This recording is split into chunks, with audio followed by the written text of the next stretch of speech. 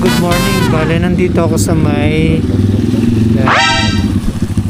bus. Slide on the pimp gang with my pinky ring. Lot of gang. Pasok ka na? Ingat, boss!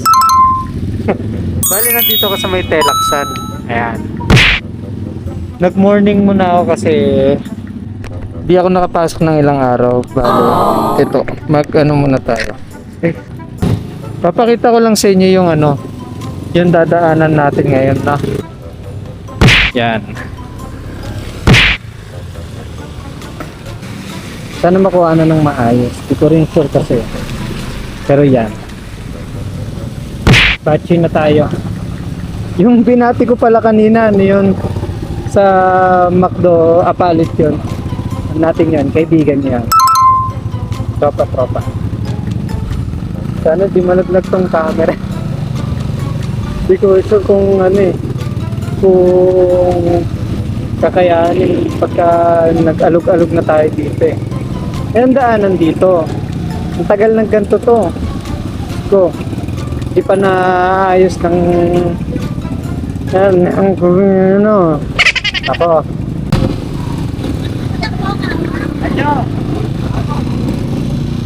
Grabe kung dito ka nakatira, no? Tang nakawawa mga tao dito. Ganito araw-araw na sistema nila. Tapos kapag wala namang ulan, di naman tag-ulan, tuyo, di naman ginagawa.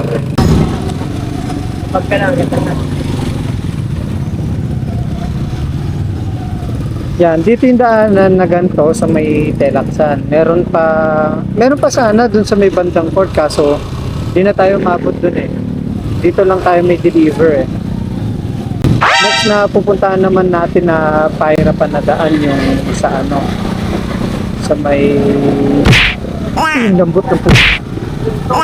Ang lambot ng lupa. Diba? Lalagyan nila kung kailan may tubig. Oh yes. Ito naman yung next na dadaanan natin sa may control. Isa rin sa napakatagal ng problema sa control. So nice. Pero walang ginagawa yung alam mo na. Yan, malapit na tayo. Ito, ang problema pa dito, ang inang yan, di pa nga ginagawa yung kabila, tinastas na agad. Ngayon, nung tinastas, di man lang inaayos. Ba't sinara? Ayun, magpapadaan muna ng kabila bago dito sa sa rin mo. Okay na. Yeah. Ayan na, tignan nyo naman. Oh, diba? Nice one naman. Tapos sasalubungin pa ng truck. Wow! Diba? Perfect! Nice one! Kailangan ko na sa ito.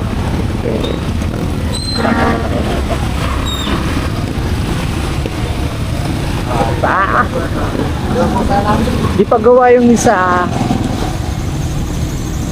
Tinastas na yung kabila. So nice. Ayun lang yan. Doon malaman kung ano priority na itong gobyerno natin. Dito na tayo sa mga na kapag kasobra yung ulan, yung tubig, dito malalim ang baha.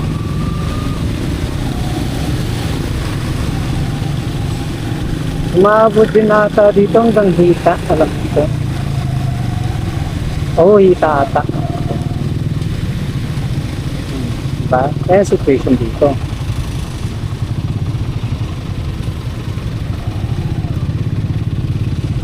Tapos yung congresswoman dito, tangay nang yan, pasayaw-sayaw lang, tiktok lang.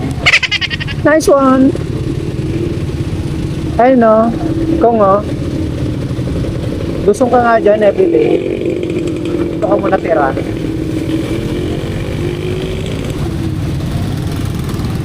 Masarap kasi ng buhay ng mga to. At yung Gio dito eh. Ayun lang yun. Napakailaw kahit sino. Kahit puta.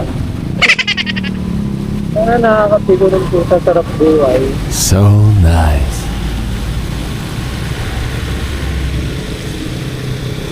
Ang maganda i-dredge dito yung mga ganyan, no? Yan, yung mga pinag-iimpakan. Tapos yung mga maliliit na daluyan lang.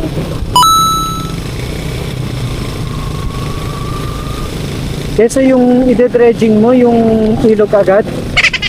Tangin na nung silbi nun. Ang laki-laki nun. Oh yes. Eh kung inuna itong mga nasa, ano lang, di ba? Mga sapa-sapa. Saka mga pinag-iimbakan ng mga basura, di ba?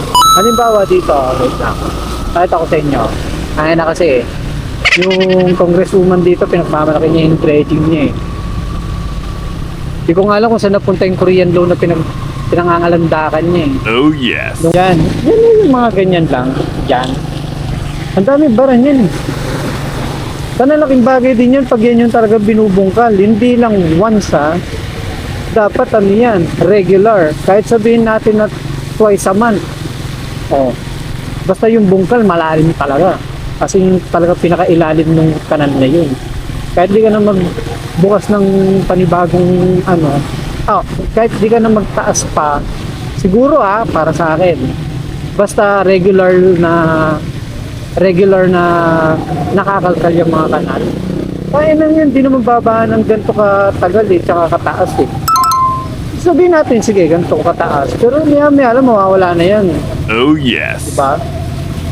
Tingnan mo, nasan yung kanal dyan? Nasa yung kanal? Meron? May kanal? May kanal? Wala! Asan yung kanal? Ando, nagsi-tiktok.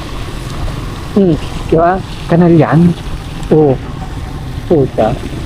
Kapal na ng burak sa ilalim yan. Oh yes. Pero sa pagdadalo yung tubig. Siyempre sa taas. Kasi wala nang wala nang dadaanan sa baba. Sa mismong kanal.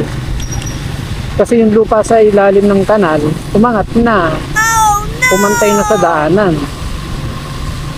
Ano pa yan? Puta. Pag yan kinalkal mo, puta, ang kapal ng burak niya. Oh yes. Diyan may kanal. Yun nandun, nasan na. Sa tutusin yung mga ganitong klase ng problema, negosyo to sa kanila eh. Oh yes. Tingnan mo yung kanal dyan, puno na.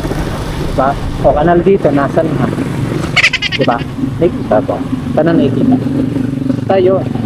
Patay kanal dyan. Wala. So nice. Wala, ganyan lang naman sitwasyon dito. Hindi naman nakikita ng gobyerno. Ang suffer ng Pilipino, nagpapayaman sa kanila. Yun ang realidad. Hindi na ako dadaan muna doon sa may bagong daanan ng St. Peter. Gusto ko ipakita dito yung yung pinangakuan ni Pangandaman ba yun? Pamandanan. Basta ni Amina, yung Department of Finance ata yun. DOF ata o DBM. Nalimutan ko anong secretary siya eh. Kasi nasasangkot din siya dito sa sa BICAM issue na na inakyat na hanggang Supreme Court. Na ngayon, pinag-aano ata sila. Ano bang tawag nito? Pinagko-comment ata o pinapatawag na doon? Anong titibay ng mukha? Oh yes. Nung may na-aksidente na mangilan-ilang beses na sa may Genera, yun eh. Yung time na pumunta sila dyan, tapos nagbida-bida, sabi may emergency funds daw para sa kapagawa yung daan na yan. Yun lang yung ginawa. At hindi yung gawa.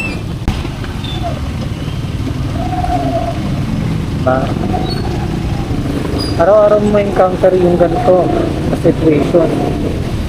Diba?